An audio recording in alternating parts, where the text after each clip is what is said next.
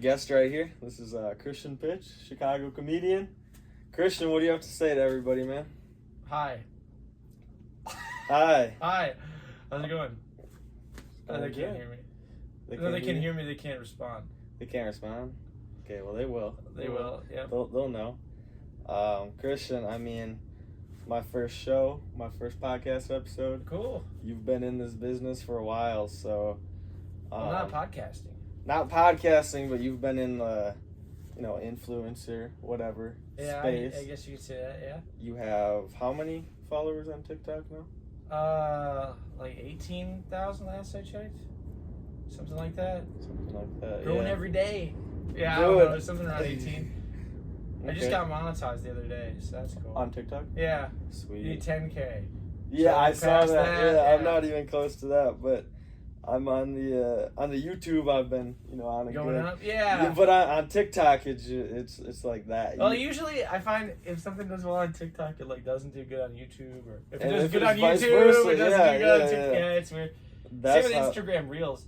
I got a couple things on Reels that like yeah. have never taken off, and I'm like, dang, I really thought this was the one. Whatever. Yeah. I've never tapped into the Instagram Reels. I've never tapped into that side of it, but I've seen it's like, yeah, it's kind of hard to grow on there as fast as like TikTok and YouTube. There's a bigger audience. Yeah. Where Instagram Reels is like Instagram more of a personal thing, kind of in a way. So yeah, for short form content at least. But yeah, man, that kind of leads me to one of my questions, and I was gonna ask. So you're a comedian now, 2026. So what's somewhere like you think 30 years ago or now it's easier to be a comedian, and why is that? If you're just starting out. Hold on, let me shut that door and stop these.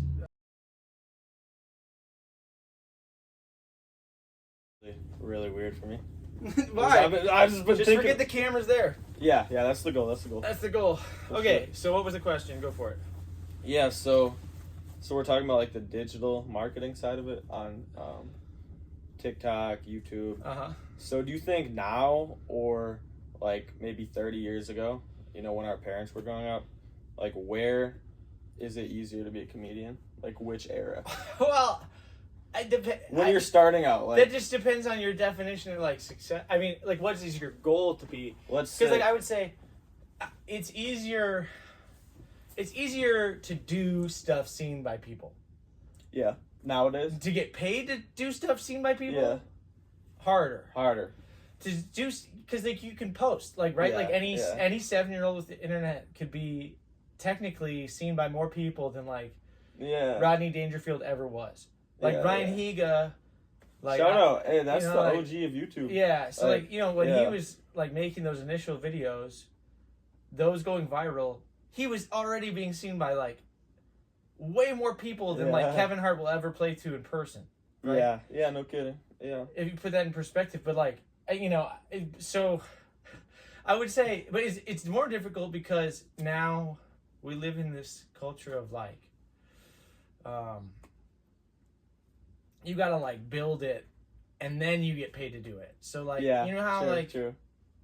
it's the same thing with like music artists. Like, they have to get big on TikTok or produce their Yeah. own stuff. Like Billie Eilish, like she had to produce her own first album. I'm pretty sure, or like For sure, anybody. Yeah. All the SoundCloud rappers, everybody has to make their own mixtape, That was a good era, man. and That was a good then era. they get signed after that. Whereas before, it was like a studio would like with the Doors, for example. Okay, this is like the '60s, so this is like way back. But like My they were dad a was band born. that played at a bar every night, Yeah. and then like they would just play every night, and then eventually like a producer would come in and see them just yeah. by chance, because that's where you'd scout. Yeah. And then like in the exactly. '90s, there were, I imagine, more showcases and festivals. So like True. a true. thing that's different right now than was different Yeah. 30 years ago is like in music, like South by Southwest.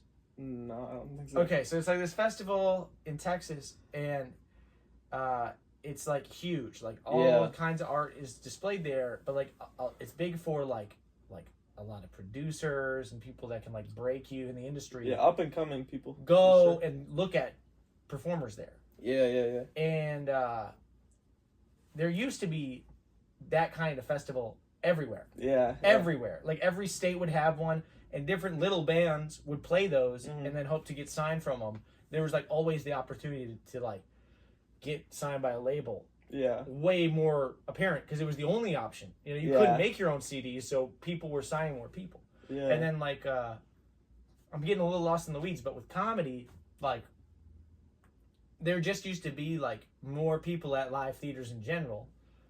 And so because of that, there's more people scouting people at live theaters, etc.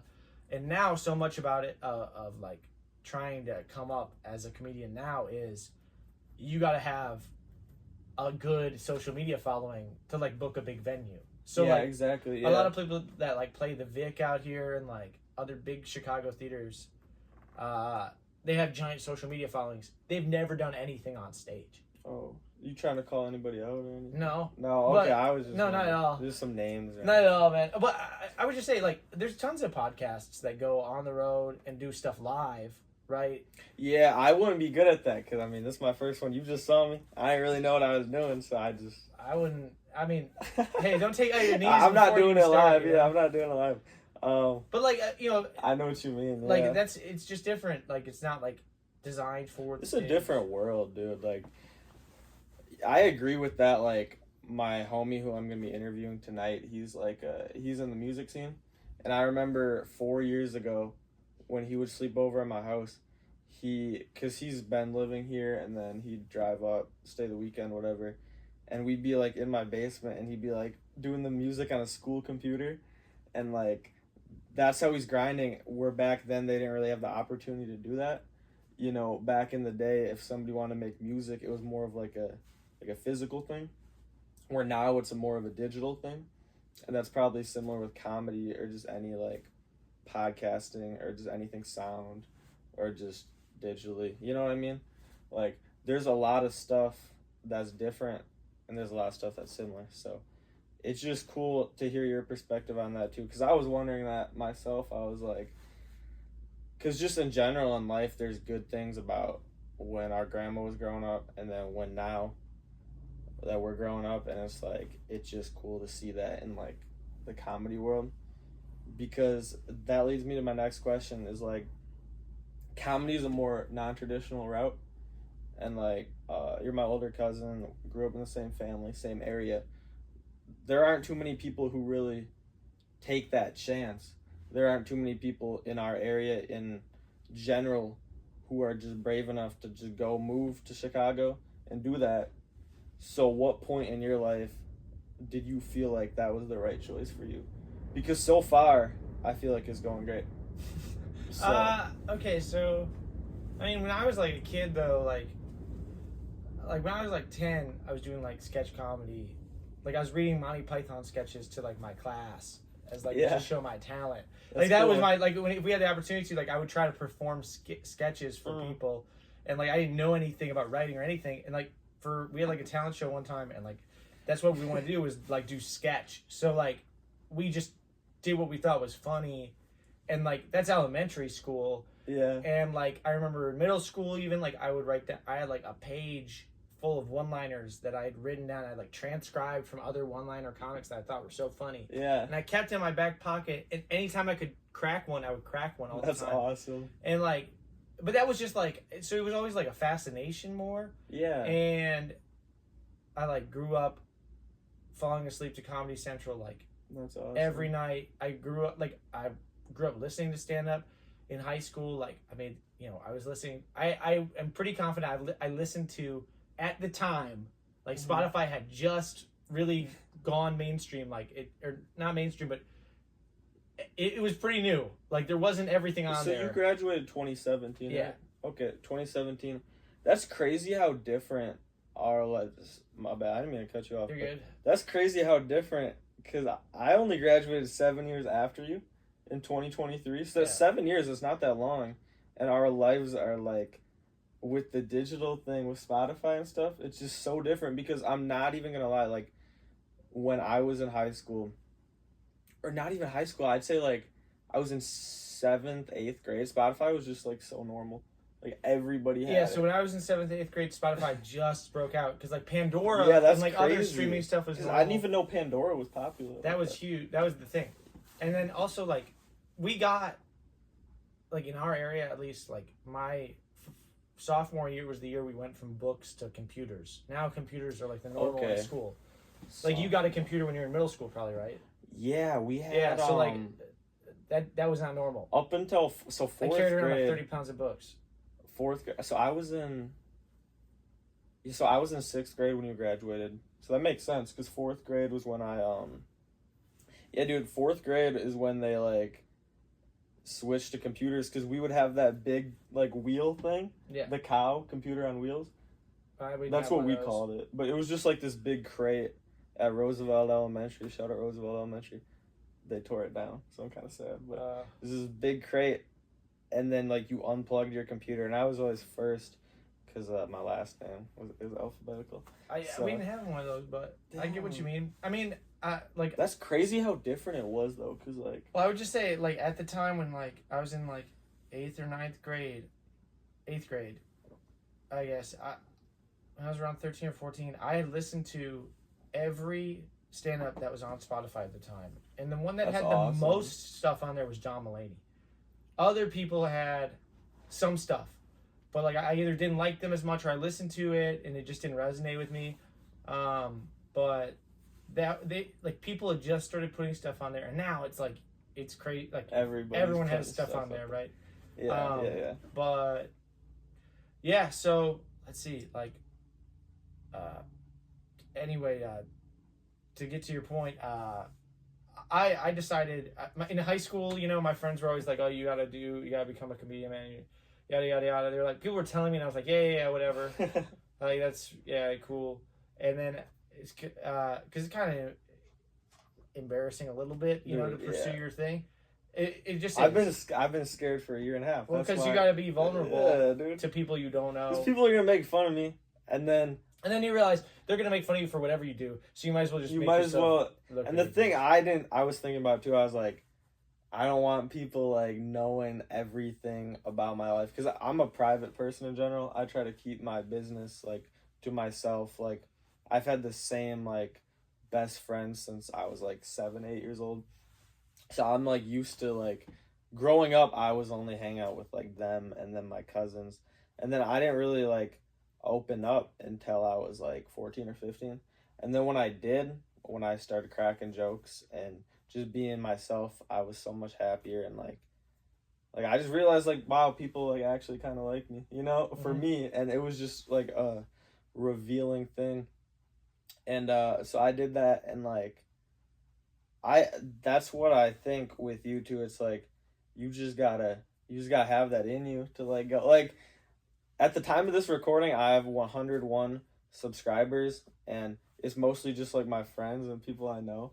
So it's not like I'm not out. I've never really promoted it. So I feel you on that, and it's like people are gonna make fun of you, but you just got to do it. And like people would tell me that too, and I would be like, a comedian, like where am I gonna start? What am I gonna do? But I mean, I'm pursuing, like, I'm going to school, I'm working a few jobs, so it's like this is like I have other options to explore, which is kind of what you did too, because you graduated from Minnesota, right? So yeah, it's like I was gonna go to like law school. Yeah, so that's awesome, and that takes a lot of courage to do that, for sure, because Minnesota graduate, I mean, that's no joke. And then you took this risk, and like everybody in the family is really proud of you. I know that for a fact. So just keep doing it, man. And it's like, yeah, you just gotta wait till they don't think it's cute anymore.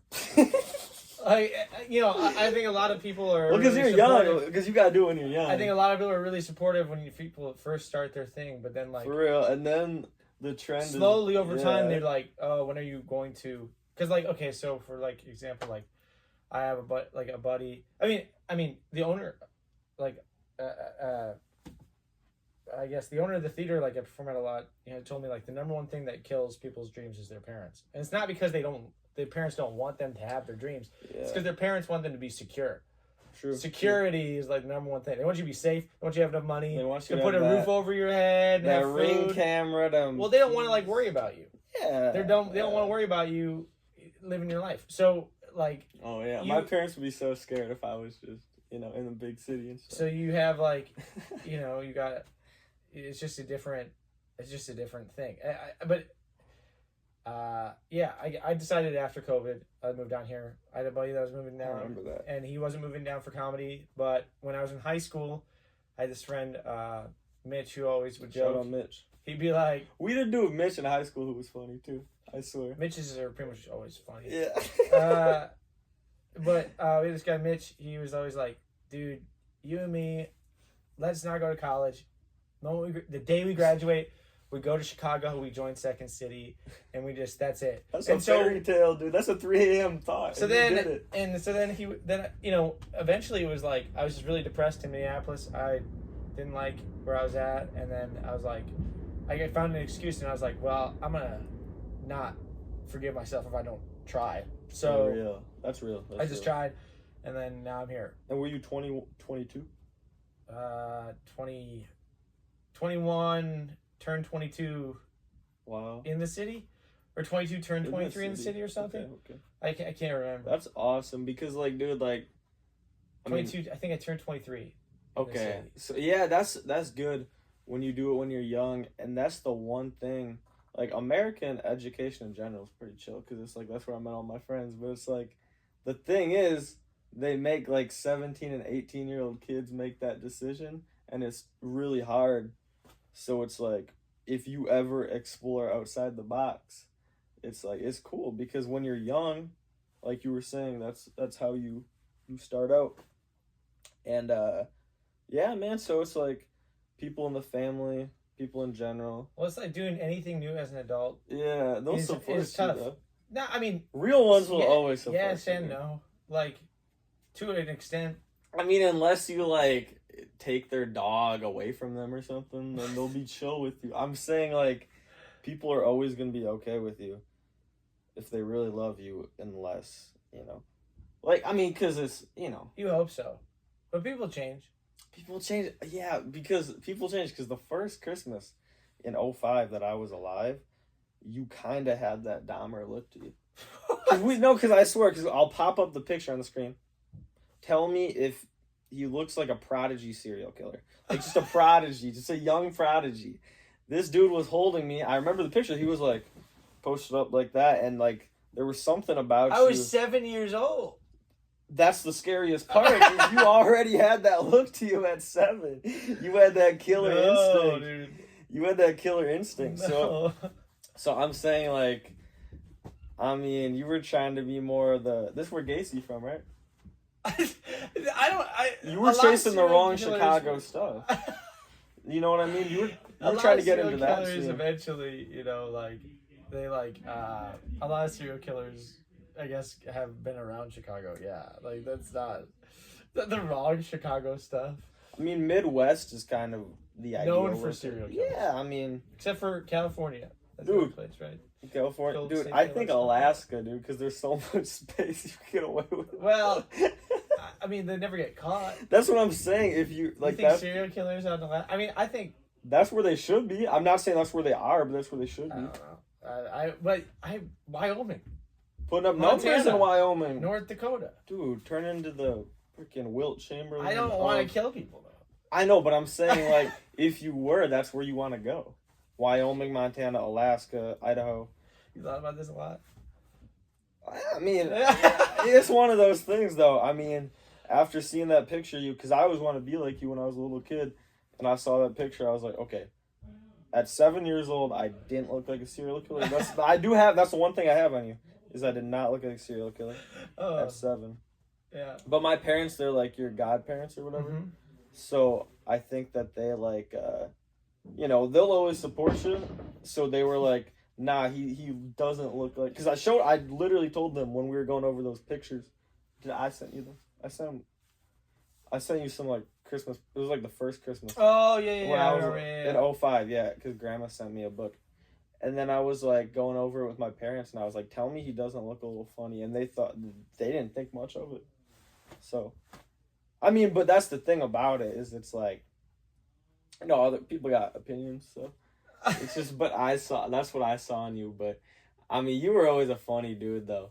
Like I remember, you were always a funny dude. So sorry, I just said. No, that's all right. Yeah, I just All screwing up the names the whole time, but it was like, it was hysteria. Like some guy was in the front row, cool.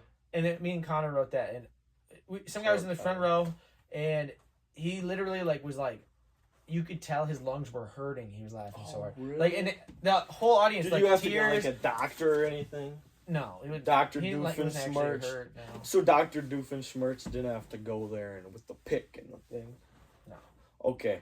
That's a really good response, man. Keep going, man. So yeah. That's pretty much it. Oh, bro, that is crazy though. Getting sued by Warner Bros. That's kind of like when you get that letter in the mail for jury duty, and you start like thinking about everything you did, and you're like, "Am I? Did they get me?" That's not how jury duty works. Well, yeah, but it's kind of like it makes it seem like you're doing something wrong, even if you're not. Because my friend had to do jury duty one time, and I don't think he went. Yeah, it was kind of scary. I don't think that's how it works, but I heard that on the news or whatever. But yeah, that's kind of crazy though that you got sued by not sued, but you know what I mean, by Warner. Because I remember when you passed out that movie, the Batman one, for Christmas as a present. I was like, oh, that's cool, and we watched it as a family, and it was a great film. that's the first one. Yeah. So Yeah. we'll get the second one this Christmas. Oh, really? Yeah. Oh, now I know what I'm getting. yeah. No, that's cool though. I mean, like that's actually really cool that, I mean, you're doing films and that they're actually getting traction and they're getting out there. So. Well, it wasn't a film; it was just a play. Yeah, I know, But we tape it. Yeah. Yeah, I mean, it's a film. It comes with the, circular thingy with the thing in the middle. And you DVD? put it. Yeah, and then you put it in the box. You press the button, it goes in there. So that's what I consider to be a film. But I mean, anything's a film. Like, yeah, I when you guess. think about it. Speaking of films, did you ever think about doing anything like crazy? Like with films, like, kind of, there's a lot of. I don't know what you mean. Okay, we'll just skip that one. That was just random. That was an ex-Jose. So, is there anybody specifically in our family? Because here's the thing. So, I just started making skits like a month ago. Mm-hmm. But that's the cool thing about skits is like every person in our family, from cool uncle, cool older cousin, and then like cool uncle, we got them in our family. We're like, we got them. We got the Avengers. It's just a cool family. So it's like, is there anybody who inspired you in our family? And if so, why? No. Damn. I mean, not like to do this. No one in our family gets up on stage. Like, they inspire parts of my personality. That's what I meant. Did they ever inspire me to, like, throw my career away and do art? No. Not at all. To make terrible life choices? Not really. I mean, what bad life choice did you make? I mean, it depends on your judgment. I don't think you made a lot of bad money, life choice. or you want to do art or whatever. I think life is about a lot of things, but listening to other people's opinions isn't one of them. I don't think you made any really bad life choices. Like I said, pulling up to Christmas looking like that at 7 years old was bad. But after that, dude, that was 19 years ago. So yeah, no one really inspired me to get up on stage. I like our family members. Don't get me wrong, and they all have great things, and I like certain aspects of all of them. None of them were the driving force to get me on stage. No, I mean, it was just aura. It was just a question about your personal aura, but no, I don't know. I was just wondering because there's certain things about, for me podcasting, I kind of wanted to do because like people in my family just told me I should. That's my, some of my cousins told me I should. But, I mean, that's really it. And then...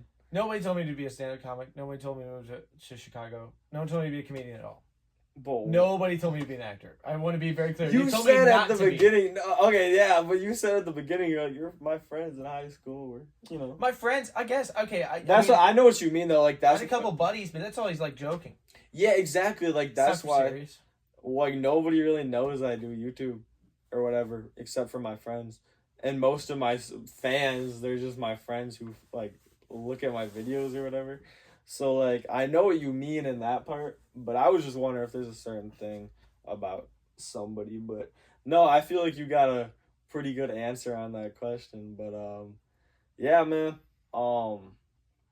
Zebra Farms Productions, audience or whatever. Do you have anything to say to them or whatever? I got an album coming out soon. Really? It's just like an EP or something, 4 songs. Or Okay, something. cool, man. It'll be on Spotify. Okay. I gotta follow you on Spotify. I don't think I have. I don't have any songs out yet or anything, so don't worry about it. But that's about it. I mean, come see me in Chicago. Come see the shows. Come on down. It's down. Cheap. What? So if you do people. a performance and it's not funny, they don't make you do any like push-ups or anything or pull-ups? If I had to do that, I'd be jacked. Oh, so they don't make you do. I mean, you did play some wide receiver back in the day. I did play some wide receiver back in the day. Yeah, it's pretty fast. Yeah, so I mean, they're usually a little buff, but so they don't make you do any of that push-ups or anything. Not yet, no. Okay. I worked at a special deal where I don't have to do the push-ups. Oh, so you talked to somebody? Yeah. You give them like an Arby's gift card? No, then they'd make you. Did you give them like a Wingstop or, Papa John's gift card maybe? I gave him Cole's Cash. Cole's Cash? Yeah. Dude. That'll get people to, do some stuff for them. And that Cole's Cash be on the way. Edgar, I got your Cole's Cash, buddy. And Edgar will pull up in a station wagon with that Cole's Cash ready. Both pockets full of that Cole's Cash, waiting for it. I just something I thought about. Yeah. No. So, all right, guys. Yeah, that's pretty much it, I guess. So, you got an album coming out. That's dope. Come see Christian. Is this the north side of Chicago? Mm-hmm. North side, okay. Over in the Wrigley area. See Christian. I really appreciate him doing this show. It's my older cousin. Take a lot of inspiration from him. Decent dude. So, I mean... It's a glowing review. What else do I say about you?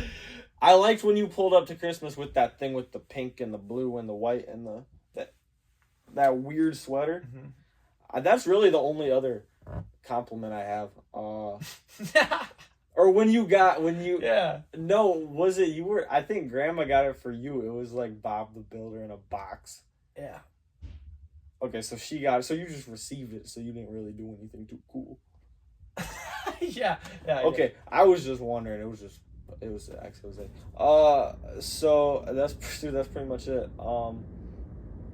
Yeah, Grandma, she be talking about you sometimes when I see her, and it's just cool that I always tell her good things about you.